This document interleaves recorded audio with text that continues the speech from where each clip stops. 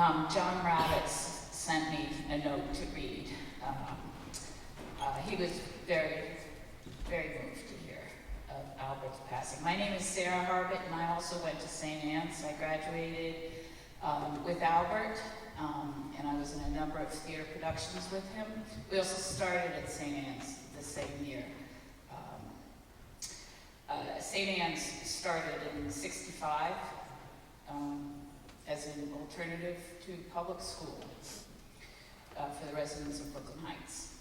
And Albert, Vashti, Greg, and a number of other minority students from Brownsville and Crown Heights were transplanted to St. Anne's through the mentorship of Jim Madison, one of the truly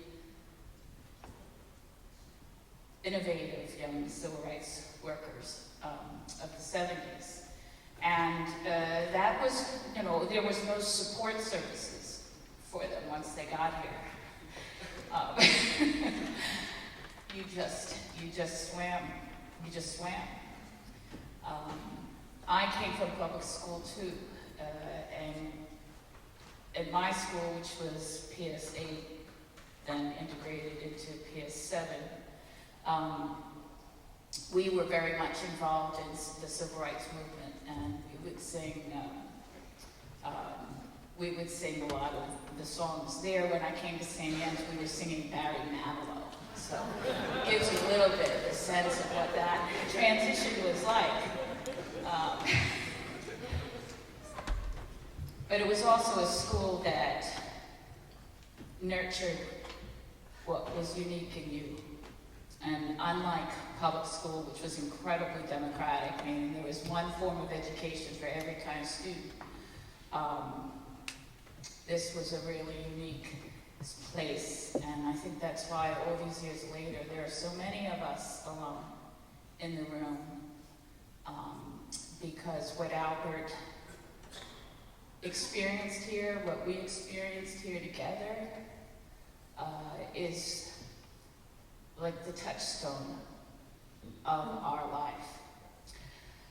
So from John, I think all of us can remember the time we fall in love with something that stays with us for our entire life.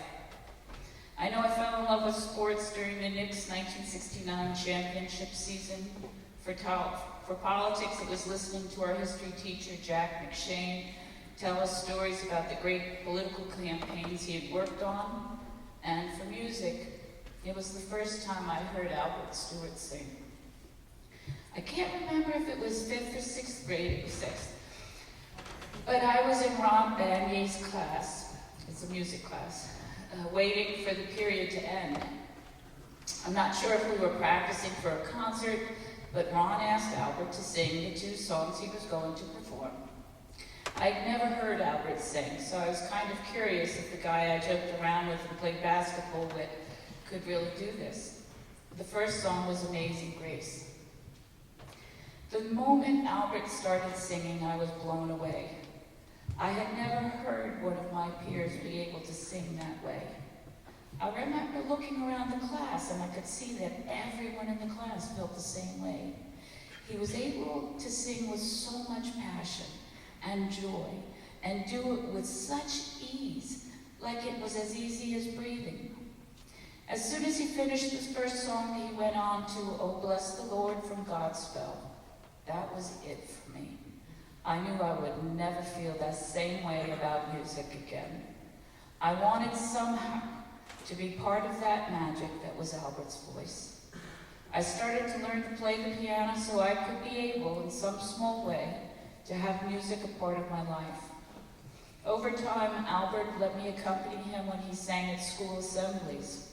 His voice was so strong and powerful that my poor piano playing did nothing to stop people from being swept away by listening to the beauty of Albert.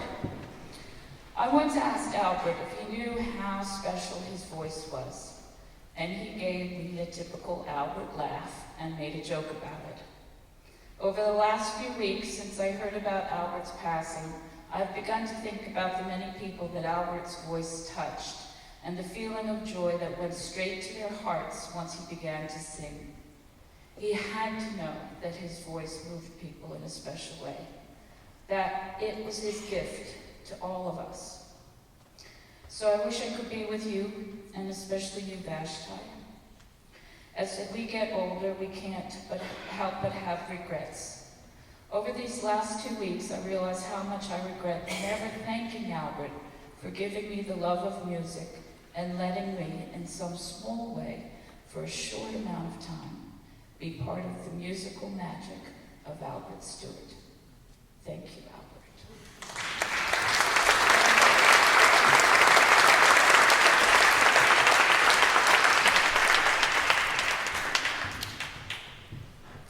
Several people have mentioned that Albert was occasionally reprimanded.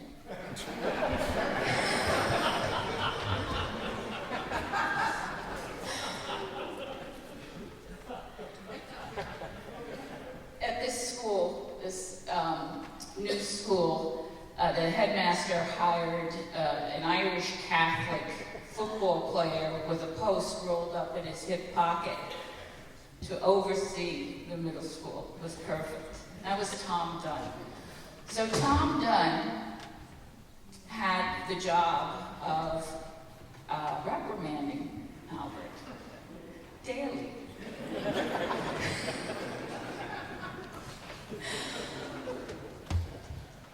This is from Tom Dunne.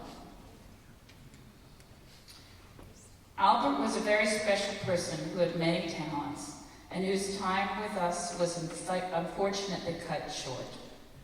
As a student, he was very bright. He was able to learn and understand faster than most. Academically, he was mainly occupied with what he thought was most important, and to him that was music. For 5 years, Albert visited me with almost daily in my office at St. Anne's. He was usually sent to my office due to his outrageous sense of humor, which caused him to be thrown out of class. He would sit in my office. Okay, now this office had absolutely nothing in it, okay? It was nothing. Sometimes there were chairs, but we used them to throw them at each other or wrestle He would sit in my office and explain what had happened. He was always truthful and readily admitted his transgressions on cracking up the class. We had one rule between the two of us. If I didn't laugh, it wasn't funny. And he would then miss noon recreation for a few days, which was the most important part of his life in middle school. He was a wonderful storyteller, and I can not remember a time that I did not laugh or even smile. The truth was I enjoyed his company. He had a very strong mind and a beautiful voice. He had great insights into the faculty members and other students. I found this helpful in doing my job.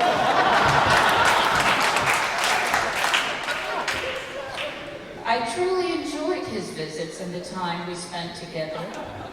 I could learn more about a teacher and what he or she was doing or not doing by listening to Albert's critiques rather than sitting in the classroom observing. He was always a good cheer in dealing with others. He was never harsh or critical of his peers and was always positive. He had a wonderful and special role model early in his life, his mother.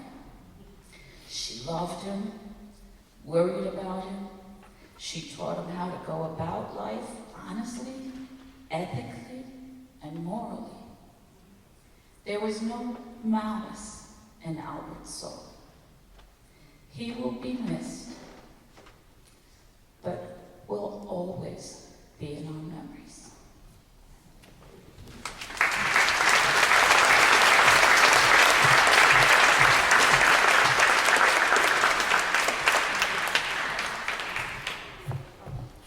One more. Sorry. From Linda Kaufman, assistant to the headmaster and former choral leader.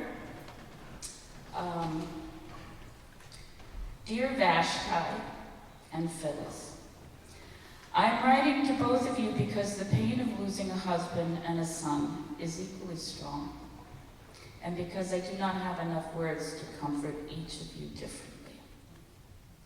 First, you must know that I write not just for myself and my immediate family, for Ted and Lori and Susan and Lisa, but also for my St. Anne's family.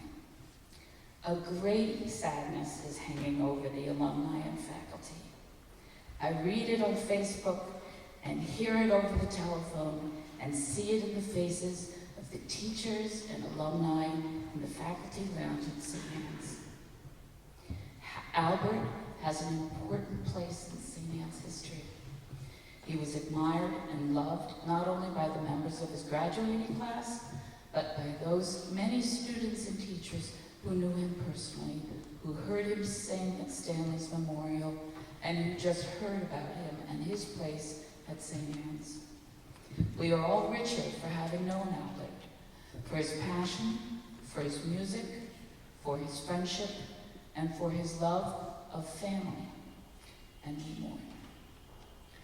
Having lived through the loss of a son, the loss of a spouse is simply beyond comprehension for me.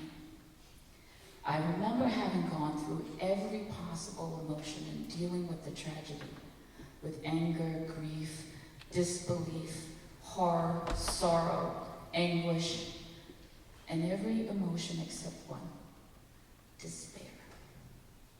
The love of a living family doesn't permit that. Rather, it insists that you go on with courage for yourself and with faith in your family. I know that your family and friends will sustain you, and that your children and grandchildren will give you reason to look forward. Please know, too, that my heart goes out to all of you. With all my love, Linda.